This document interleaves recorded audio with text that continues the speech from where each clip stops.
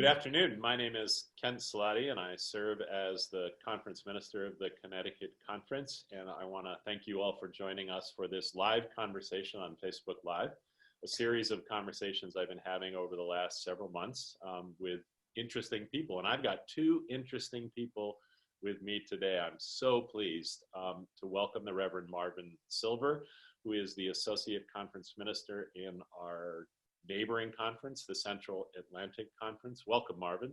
Glad you're here. Glad to be here. And our guest for today is Michael Joseph. Michael is a mission co-worker who has been serving in the country of Colombia for the past 12 years.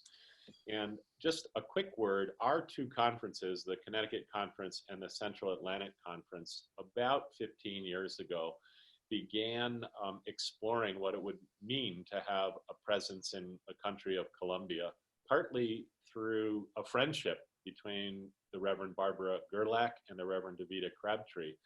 And that relationship then blossomed into what we now have is a missionary presence in Colombia.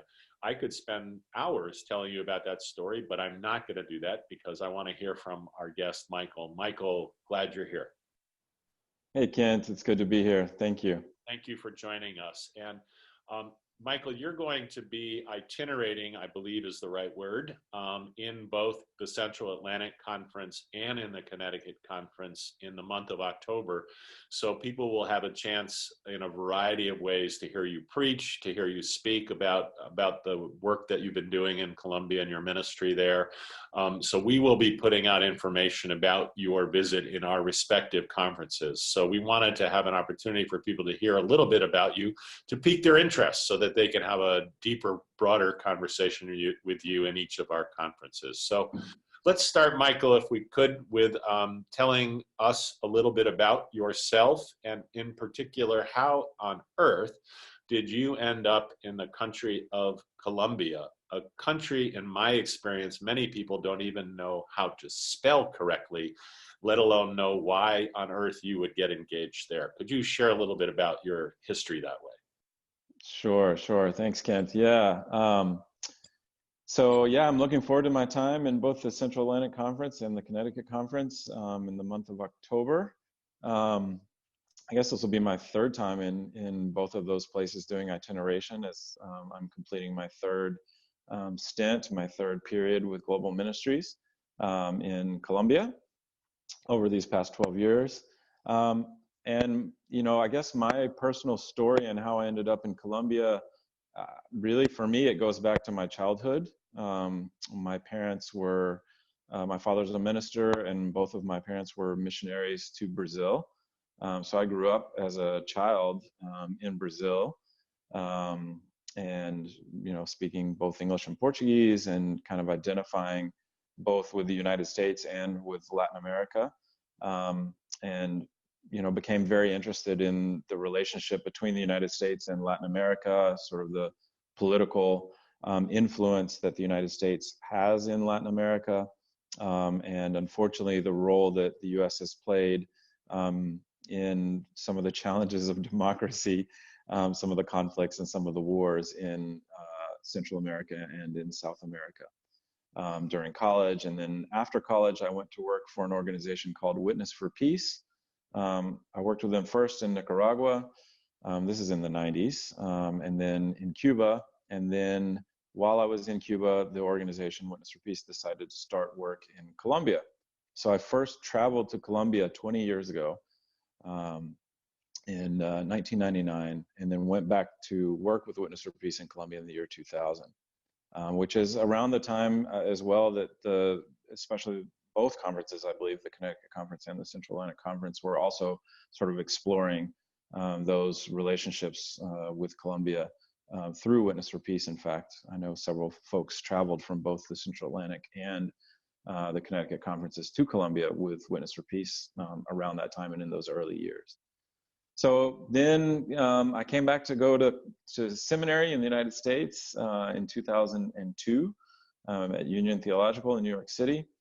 And really ever since then was looking for a way to get back to Colombia in a way that would enable me to do some of this human rights work that I had been doing, but to do it from a faith perspective, to do it as a person of faith, as an ordained person. And that opportunity opened up for me in 2007 with Global Ministries. And so I sort of jumped at the chance to apply to be able to work in Colombia with Global Ministries and supporting church partners in Colombia. So that's a little bit of my story. It's a lot to cover in 2 or 3 minutes, and but that's a little bit of how I ended up there. That's great. Thanks, Michael. Michael, as always, thanks for your ministry to the United Church of Christ and your ongoing work that you'll do after your time in Colombia. But tell us a little bit about what are some of the ways in which your work in Colombia has took shape and form while you were there? Sure. So the way Global Ministries works around the world now is partnership is really the key word. We enter into partnership with local churches, with local faith-based organizations with whom we have shared values. And in those partnerships, a partner can request to have a person in mission, what we now call a mission co-worker, to come and work with them. So in the case of Colombia, we have 2 partners. One is the Peace Commission of the Council of Churches of Colombia, the Protestant Council of Churches of Colombia. And our other partner is called Justa Paz, which means just peace in Spanish, which is a Mennonite organization, an organization of the Mennonite Church of Colombia. So those 2 partners requested someone from the US to come and accompany them in the midst of the armed conflict that's going on in Colombia. They had recently started a human rights documentation project to sort of document and be able to tell the story of how churches in Colombia were being affected by the essentially civil war that was going on in Colombia and really still is going on in Colombia to this day. So I was asked to help accompany pastors and churches that were responding to the violence and the conflict in Colombia, and eventually ended up working for many years with this human rights documentation project. And then on my final assignment, the last 3 years, I was asked to help coordinate a peace studies center that worked with 4 different faith-based organizations that were doing grassroots peace building and restorative justice work, and connecting them with a Protestant seminary and university in Cali to do peace studies work, to both strengthen their work and also document the work that they were doing academically.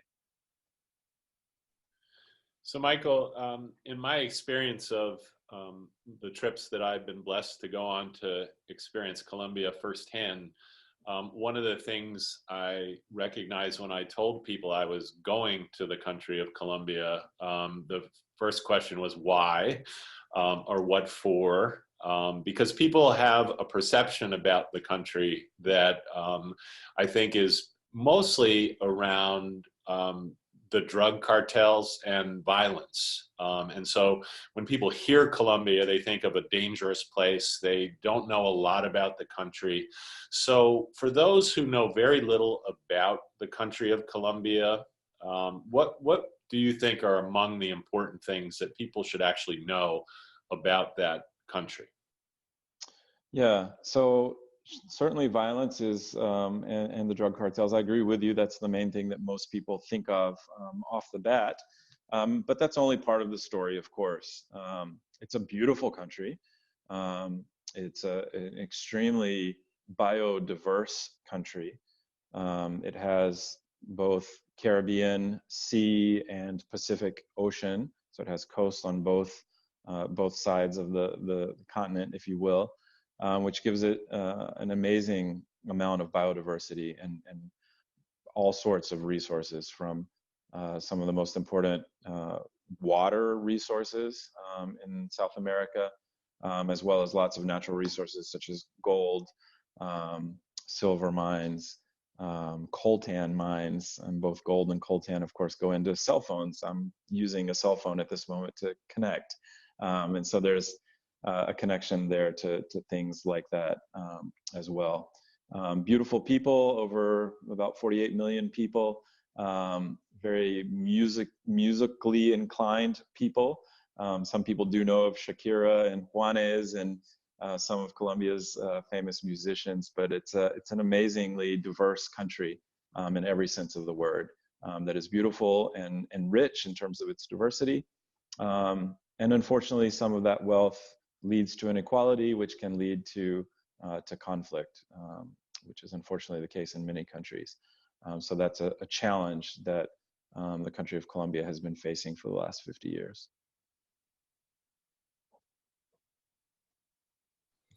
So Michael, share a little bit about sort of the progress that you've seen and some of the challenges that lie ahead around peace in Colombia. I mean, we've seen recent news stories for those who follow the news closely. There's been some activity there around peace accords, and it's been sort of elusive, the concept of peace, the reality of peace in Colombia.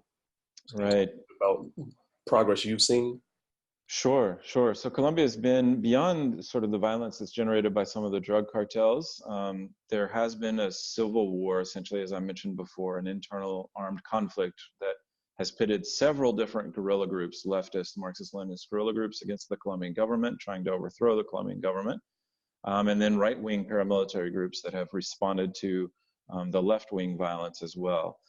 That has just created all sorts of violence in Colombia. And so this war has been going on for over 50 years, and different guerrilla groups have, at different times in the midst of that conflict, negotiated peace accords with the Colombian government.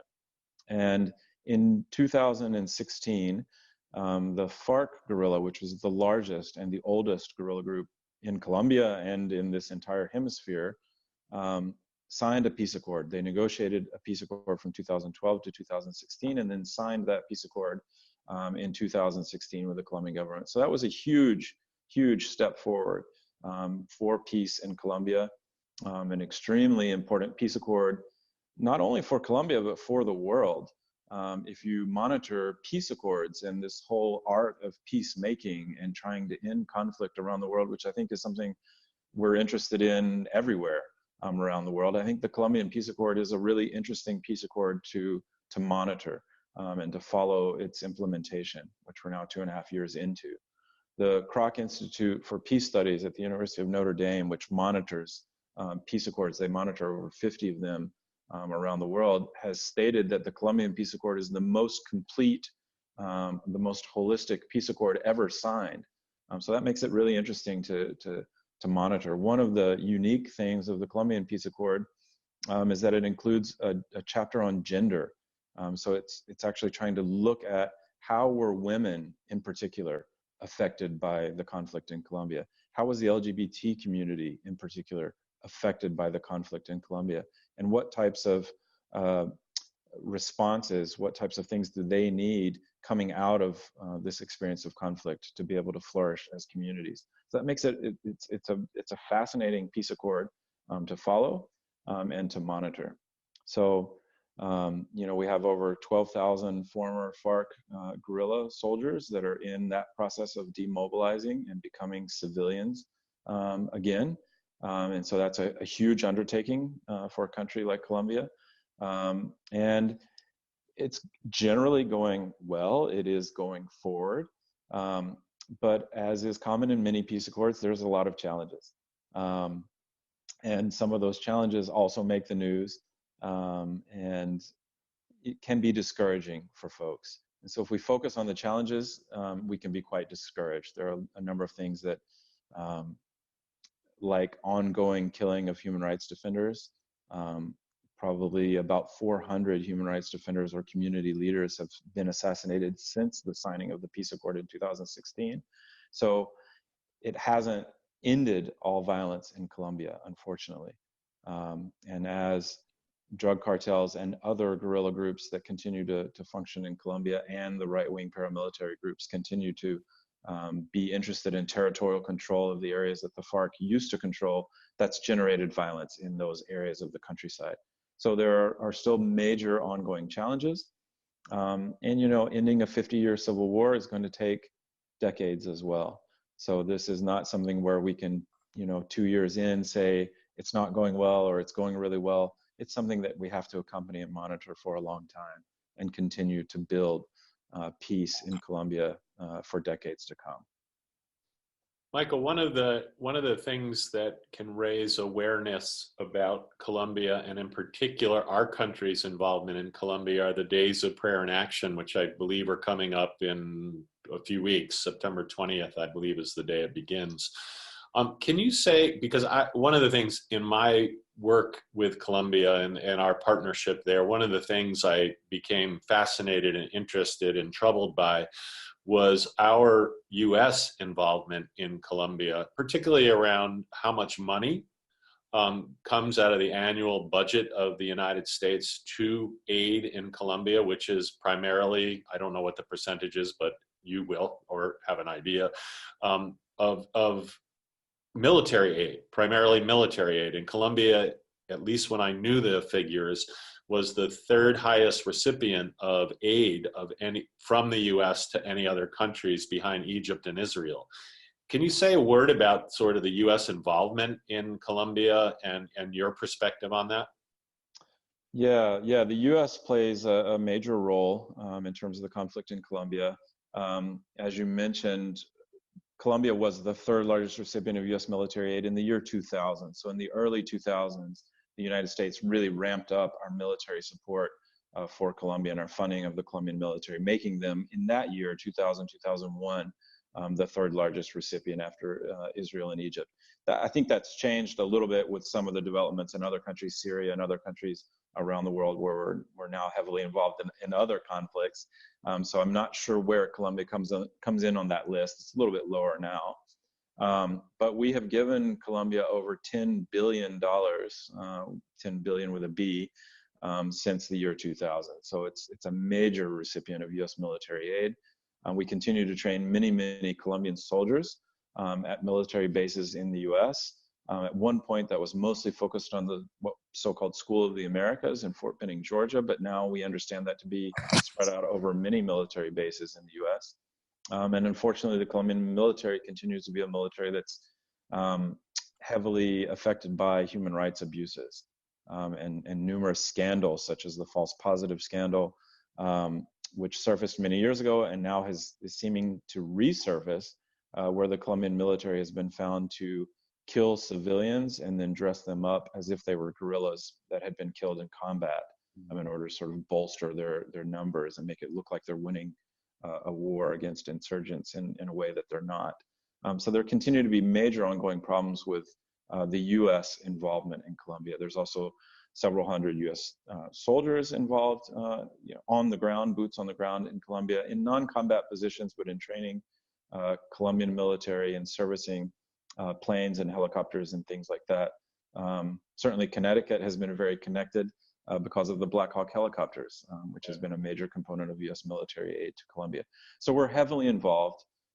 We fund the Colombian military, which means that we can also we are a voice there in Colombia. And so if we use our leverage and our involvement to be a voice for peace, if we could shift our funding away from military funding to economic and development funding, we could play a major role in supporting the peace process. So there is opportunity there for us to play a very positive role in peace building in Colombia. And that's what these Days of Prayer and Action, not this coming Sunday, but the following one, September 22nd, and then Monday the 23rd, a day of action, is all about, is encouraging churches here in the U.S. to get involved and calling on our involvement, our government's involvement in Colombia to be one that is in support of peace and peace building.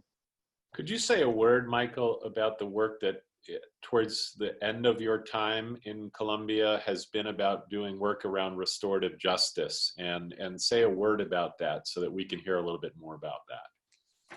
Sure. One of the focuses of the Peace Studies Center that I was helping coordinate in Colombia, Café Paz, was around restorative justice. As we saw the Colombian government and the FARC insurgency sign this peace accord in 2016 and became aware that some 12,000 former combatants of the guerrilla groups would be demobilizing, disarming, and reintegrating into Colombian society. We felt like as churches, we had something to say and we had some experience with work in restorative justice. In particular, one of our partners, the Prison Fellowship in Colombia, had been doing work around restorative justice in prisons in Colombia with former combatants. So they had a whole lot of experience there to share.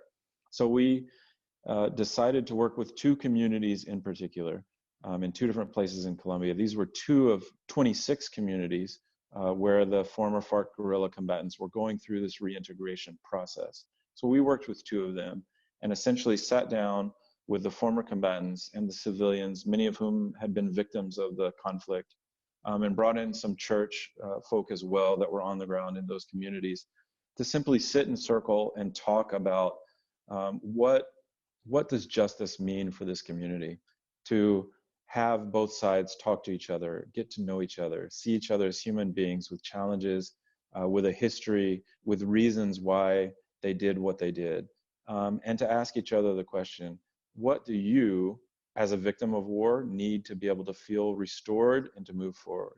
And what do you, as a person who maybe perpetrated some violence in this conflict, what do you need to be able to now make that transition from being a soldier or being involved in the conflict to being a civilian? What would enable you to feel restored as well, and move forward? And what would enable us as a community to move forward? So we were facilitating those types of dialogues and those types of discussions, which were very meaningful and powerful. Thank you. Michael, you've done a great ministry on behalf of the United Church of Christ and the Christian Church Disciples of Christ through our global ministries there in Colombia. What's next for you? Well, I will be finishing my time as a fully funded mission coworker with Global Ministries at the end of this home assignment, so really at the end of this year. But as of November, I'll be moving to Mexico to join my new wife and partner. We just got married a few weeks ago, Jasmine, who is Mayan, indigenous from southern Mexico, and will be living in the Yucatan and actually starting our own new initiative, a peace center in the town of Peto in the state of Yucatan in southern Mexico, focused on Mayan indigenous communities and developing indigenous youth leadership for peace building there in southern Mexico. We're in the process right now of asking Global Ministries if we can be global associates. So we hope to have and understand that it's likely that we'll have that support from Global Ministries as well, or at least that recognition. So hopefully we'll be able to stay connected with the Central Atlantic and Connecticut conferences as we start doing that new peace building work in Mexico. So we want to thank you, Michael. Marvin and I are so grateful that you've joined us for this conversation to talk about the work that you've been doing as a mission co-worker in the country of Colombia, the 12 years that you've spent there and the important work that you've done on behalf of the United Church of Christ. We are grateful that one of your last times in that position will be in our itinerating within our conferences, because we do feel a strong and solid connection with you and the work that you've been doing. So folks who are watching this, again, reminder that Michael will be in the Central Atlantic Conference the first couple of weeks in October, and then in the Connecticut Conference the third and fourth week. And there'll be various experiences for conversation with him and to hear from him. And if anything he said you have questions about, and to engage him in this work that we do together. We cannot do this alone. And so we are grateful for you. And on behalf of Marvin and myself, thank you, Michael, for joining us today. Thank you all for looking in, and blessings to each one of you.